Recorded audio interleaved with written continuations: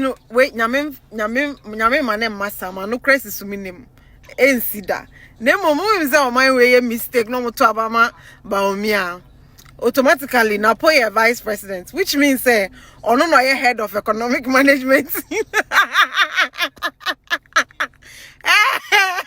Hey people munye serious I could say so baomia no cry mo ko fa ni free Bank of Ghana said no what ono po no what the economy ni say na wo Ghana ni a wotifie imagine keke se napo ye head of economic management.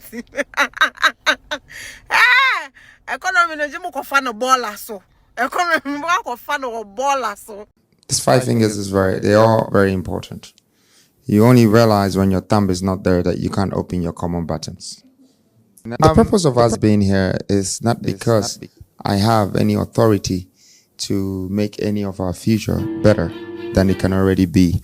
It's because I might have a contribution that can be added to what you're already doing to give you the speed. Because that's one thing that I think we're lacking in Africa. You know, we have great mindsets, great people with great skills, with great ideas, but no speed. And what is driving the world today is technology. And technology is speed. And if the world is running that fast, then who are we to walk? That's the question that I ask myself every day. And it's one of the reasons why I think young leadership is needed. Because the value that they have for time is completely different from people who have overused their time. I'm not interested in making money anymore. I'm not interested in acquiring riches anymore. I'm not even interested in building wealth for myself anymore. I'm interested in a legacy. Legacy is not the cars we drove, or the houses we built, or how handsome we look like, or the kind of hairstyle we had. Legacy is the investment we put in people. And so when we're not here, they remember us. And when we're gone and gone and gone, our absence is felt. Because in between the present that God gives us, which is life, there's a price that we pay, and that's going to be our death. But before the death, the only thing we have in between that we should take it very serious is time.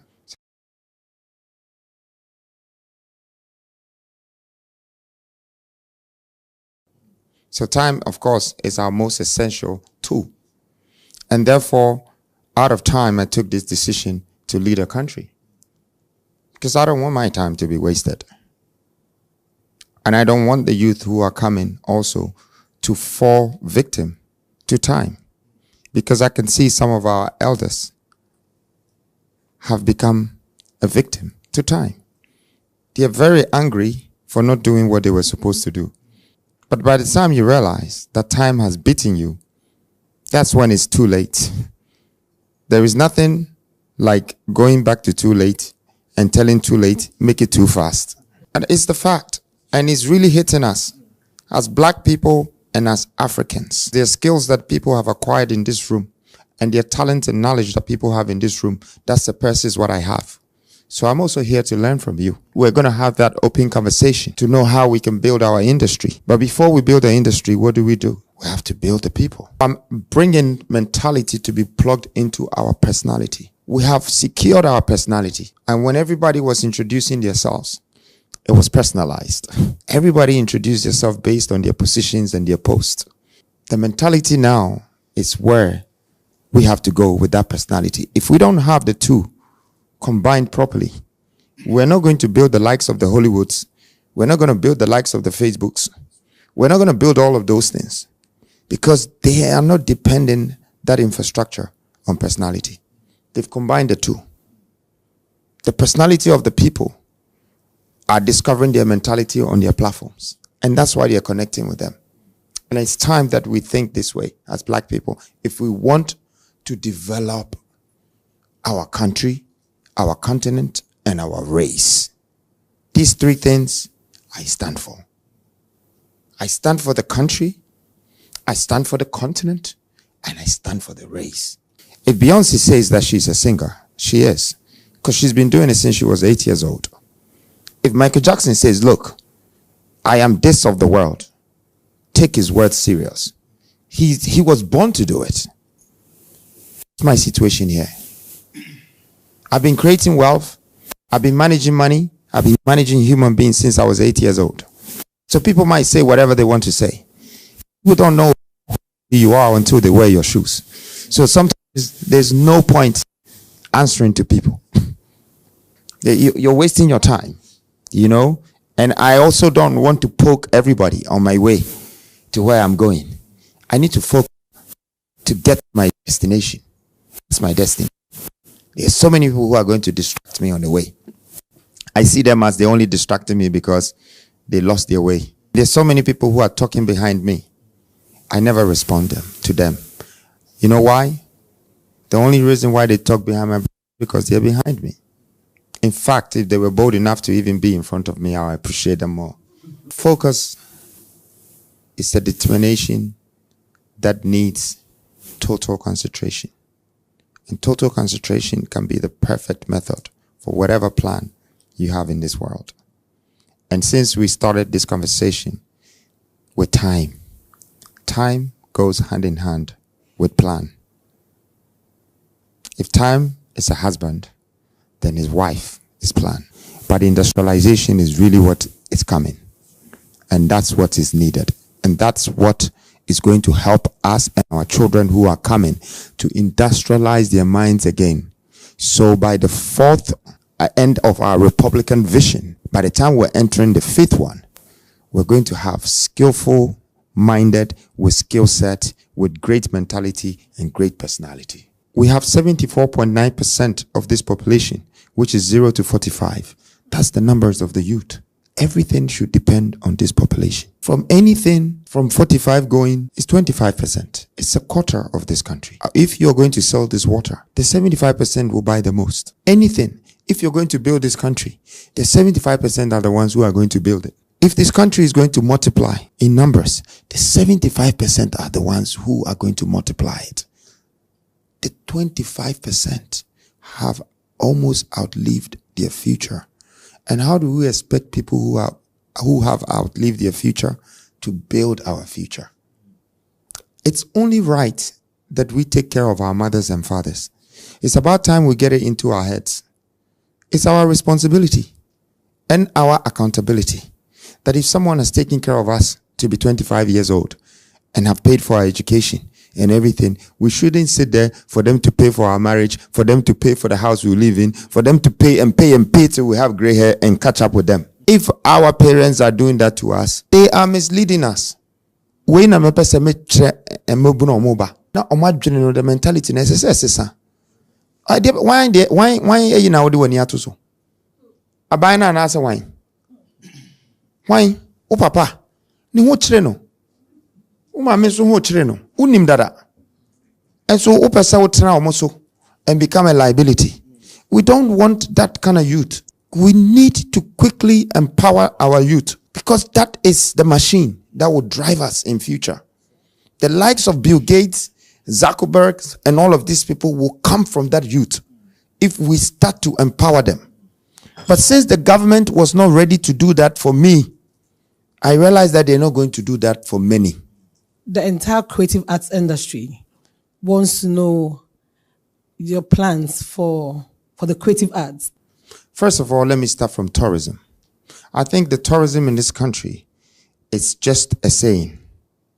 Because if I live in this country and one of our main tourist centers is a dungeon that we were buried, beaten, and extracted from this country in, and we've kept it for 10 decades to always lead people and say, come, this is where they caught us. This is where they were beating us. This is where they used to kill us. My friend, what are you doing? So first of all, that tourism itself, I think we need to shut it down small and think properly. The first thing I'm going to do is to look at national development that will attract the world. Most of you know that I own tigers. The 2 tigers I bought was to build my own zoo. I only had 1 acre, but I built the zoo right in Achimota Forest. And it's a private zoo, but it has a swimming pool for tigers. The humans go in there, they tell them to sit, roll, they play balls with them, everything. One is called Kunta, the other one is called Kinte. The story of these two animals is me telling the world that you took us as slave, Kunta Kinte, and took us to another world. We survived. Now I have come to take your tigers from Asia, from the jungle, and I brought them. And Kunta and Kinte is going to survive because the Asians said that they will never survive in East, West, and North Africa because of our climate control. So they only gave it to South Africans. You might think that I'm only interested in a zoo. No, I only put the zoo there because Africa's biggest park is that land that is lying there. This is tourism. How are you going to build a zoo, a water park, hotels, malls, all different things on 330 acres in the middle of the city of Accra, surrounded by Nigeria, Ivory Coast? This, do you know what it takes? You can put an airstrip. So by weekend, people are flying from Ivory Coast, from Liberia, from Nigeria, and they will come to this park. You make life better for people. Development makes life better for people. The only reason why people are going out to America and to Europe is because they have development. But I can mention 10 in my plan. We are taking the scraps of China to do our development, putting a local bomb on a building that is supposed to be memorial. 9, 10 o'clock, this country is closed. So, you know, our development is the first issue that is stopping people from visiting our country. How easy are you making it for people to want to be here? Dubai is the corner of the world. They built some of the biggest airports, came with the biggest flight packages, and did water fountains, development, water sports, hotels, everything. Guess what they turned Dubai to? Center of the world. Everyone that buys a ticket that goes through Dubai, they can be going to America, London, or Dubai. You get charged for aviation tax of $100. It's automatic on the ticket. That's how they even do their visa transaction. So it's visa free, but you have to pay for that to guarantee the visa. So in a day, 1 million people are going through there. Times it by 100. This guy is making $100 million of a country that the population is only 4 million, but the apartments there is 22 million. Hey, that means one person owns 4 or 5 apartments. His strategy of tourism has brought enormous world attention and attraction to it. And what was it based on? Development. So that's tourism, first of all. If you chose me as a leader tomorrow, I will close a lot of your ministerial offices. We have to start it all over again. Now, let me talk about the creative industry. For instance, a musician can tour the whole country if every year they have 2 to 3 million people visiting in weeks. So the Americans, they don't even need England or Africa. So if you call them, you have to pay them times 10 before they come. Because they don't need you. When they start from Arizona, they can go all the way. California, and near, Virginia, all the nears. They will go. And every one of them is paying them. Because they have that value for them. I'm not a politician. If I was, I'll be here promising you different things. I'll do this, I'll do this, I'll do this to make your head big and expect something that is never going to come. So I'm only going to share the truth with you because I'm a leader, I'm a visionary, and all my decisions, my plans, and my idea is purposeful. We all need to be a part of a purpose before it can happen. Not promise. Promise is just a program. And I'm telling you, even if you promise your wife, and she is the only one that I promised, I did not let her down. But if she had waited any longer than 2 months, I could have changed my mind. That is the truth about promising. People change their mind when they get there and they forget the promise. Maybe another person gets in the picture, then, forget the last time what we said and all of that.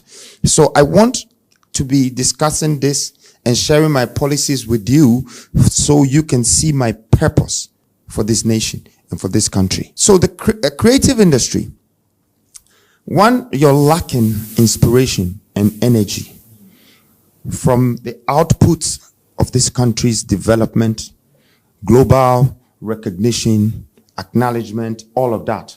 First of all, that reduces your energy, the potentiality. You know, the things that you need to say that what I'm doing is good. What I'm doing is powerful. It's going everywhere. Because if you compare Ghana to Nigeria, it's huge. But Nigeria has a great development. The only thing that we're not seeing is that they're 260 million. So if 1% of Nigerians are bad, it's 2.6 million. Okay? It's almost, it's almost the whole Ghana being bad. But then they will look very bad. And if their development, it's not fully done, you will see it that way too. But they've gone very far when it comes to creative art.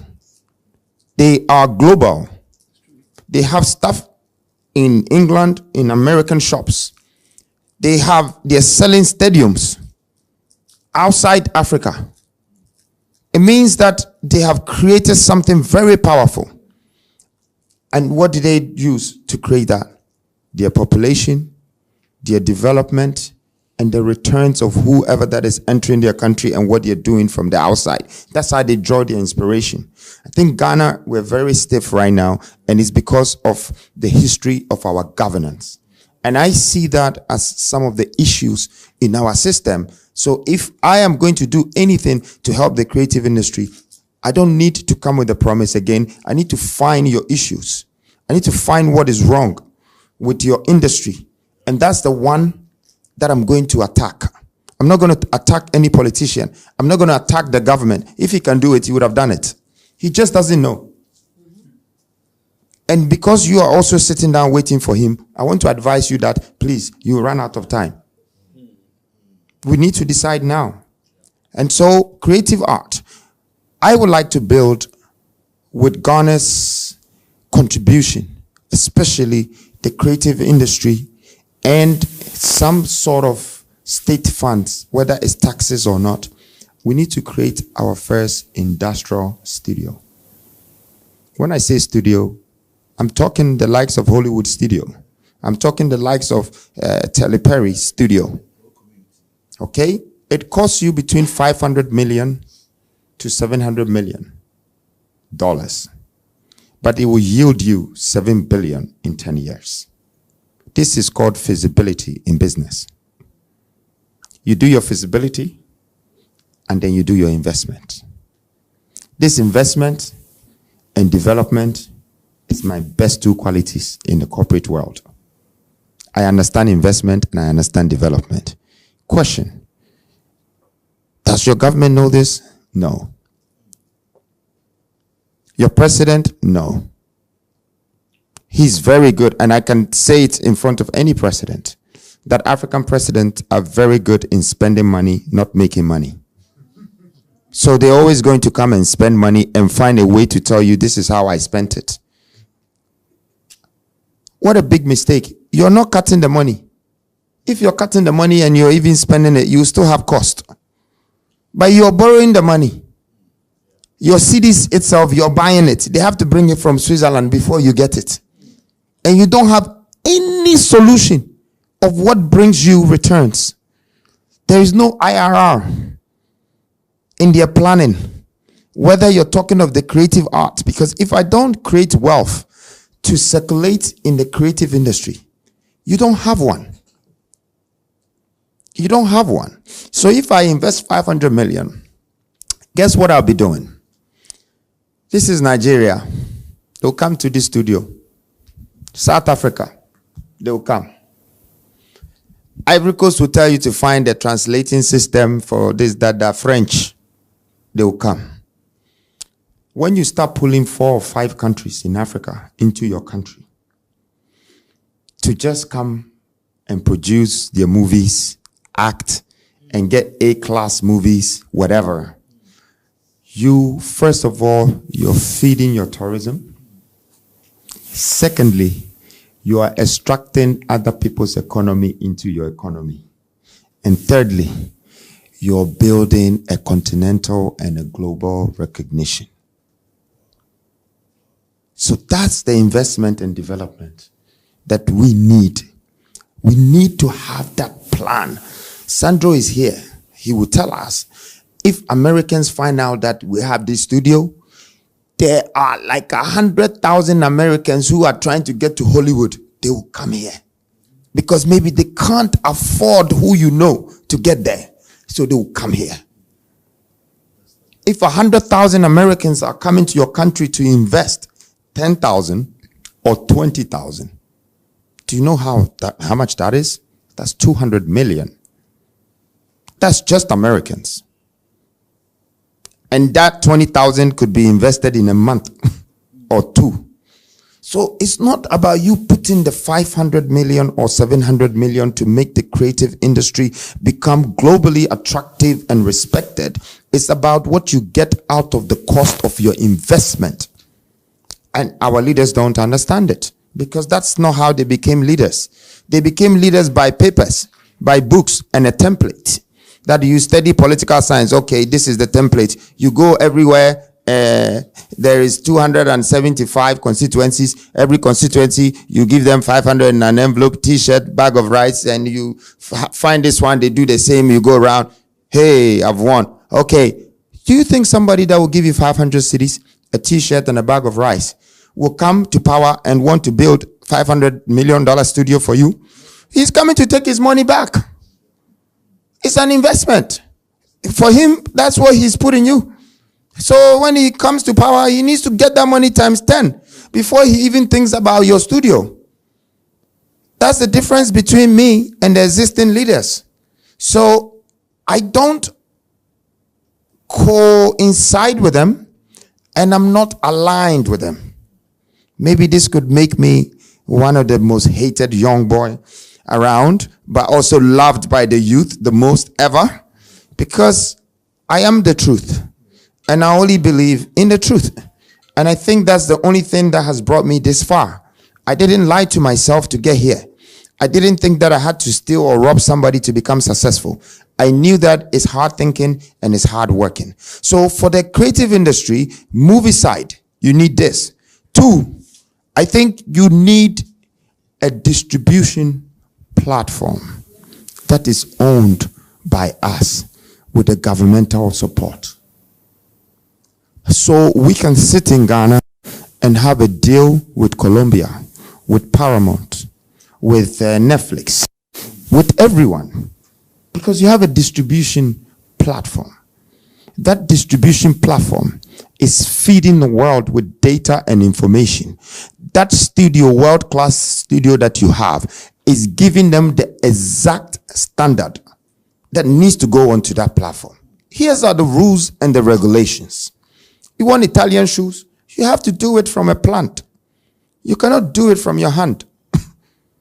It needs to come out perfect. And you can't, the mistake needs to, even if it's wrong, they call it what? Factory reject or whatever, they remove it. Get it back. So it's the same thing. We have movies that is not fully standardized.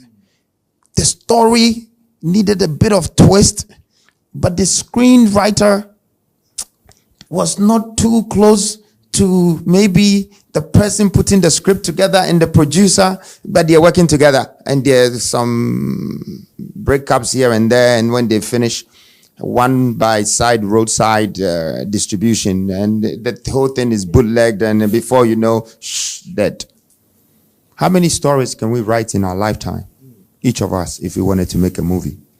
And even if it was once a year we were doing, it won't be more than 30 or 40, unless we have a room of a library of writers and this and that. And but you see, these are vacuums. They're huge vacuums. And it hurts to look at some of you with your intelligence and everything, and these vacuums are ahead of you. Because some of them, when you get to the front of it, you can't even jump. Because you jump, you fall. So you just have to turn around. So I can't go further. And I want us to look at the vacuums first and start to build those foundations. So when our ideas kick off, the youth that are coming will use technology and the modern Gen Z mindset to come and expand it. So you have a distribution platform. You thought it was making you 2 million or 3 million every month. Some young person that understands the internet left, right, center will come and turn it to 100 million a day. Dollars. And that's because we give them the chance to be part of our development, of our idea making, all of that at a very early age. We should take this advice that the younger you are, the faster you think. The older you are, the wiser you become. But the slower you do things. So it always have to be an equilibrium balance. If you stop the other people from coming through the pipeline, you will be there alone. And you will get to a point, you want to find the light at the end of the tunnel, but you're standing in front of the light for so long that you've forgotten that there is a light already that you're looking for is in front of you. Unless you have someone behind you that is going to push you and say, oh yeah, go out. It's my turn. So for me, the creative industry needs these two things, and it's very important. When you have these two things, now you're coming to royalties. You're coming to residual income. You're coming to benefits and endorsements. You're coming to so many things. Okay? I've seen that our arts are selling. The people are buying it less than 100,000 from us and selling it millions. There's one guy that made it through Kwame. And Amoako is now protecting his work. Because he got the chance to work with the likes of Dior, Christian Dior, and all of these international people. So his art shot up to $500,000 to $1 million. But now he feels so protective. My worries about Amoako is that I am super proud of him. But if we're not careful, there's only going to be one Amoako, and he will go and he will take another 50 years. Instead of creating hundreds or thousands of Amoako so the art industry will grow, we are pushing Amoako to a corner that he has to protect. He's dodging some government stuff that it will come to him, something, instead of we lifting him. When I was young, my favorite magazine, and I'm reading it, and every time I bought the magazine, I see Bill Gates or I see some American rich billionaire. So one day I decided that, I won't buy this again until the day me, myself, I appear in front of this. That's it. I'm done. And that was my inspiration. Today, I want to be one of the first trillionaires in the world because I want to even pass them. But guess what I'll do when I become a trillionaire? I'll borrow the money back to you, to the country. My dream and my vision is that if my country simply don't know how to make the money, I'll make it. And I give it back to them. I borrow them.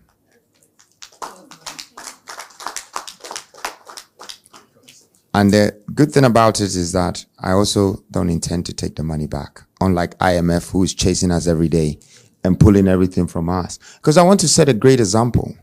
The money is not the substance that will save us. But money is a necessity.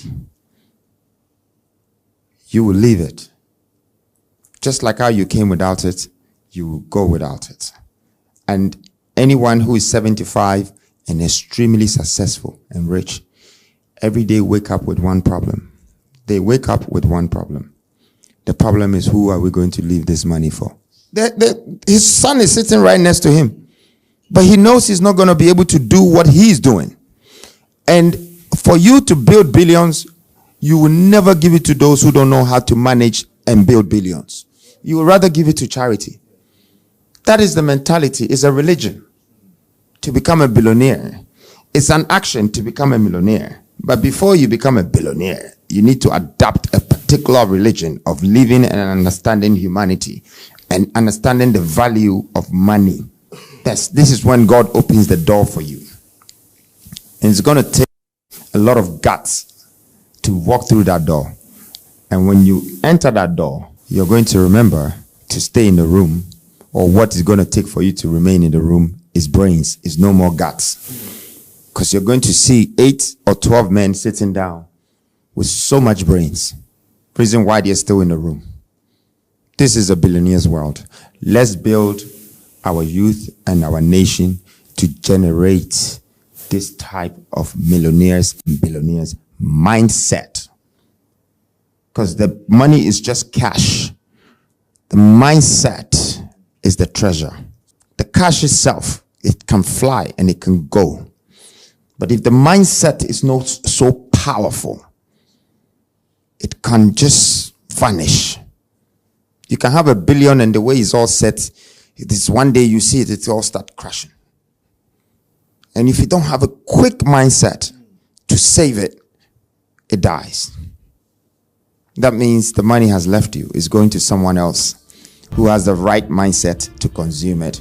I would like to say that today, I have the right mindset for this nation. Not to just consume money, but to create it. Create the wealth in this country.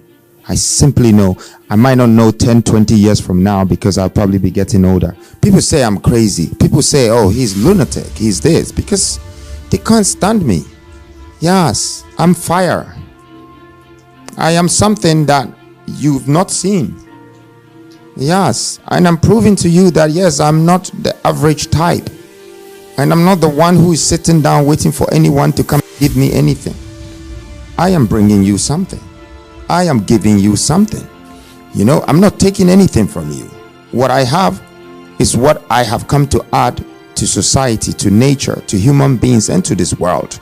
There is no one that can discourage me. There is no one that can discredit my hope. I am a one-man institution that believes in humanity, and I believe I can make it better. So, in a nutshell, these are a few of my credentials that is stipulated with the policies that will come in the creative industry. You know, investment, development, establishment, for recognition, for acknowledgement, and for tourism.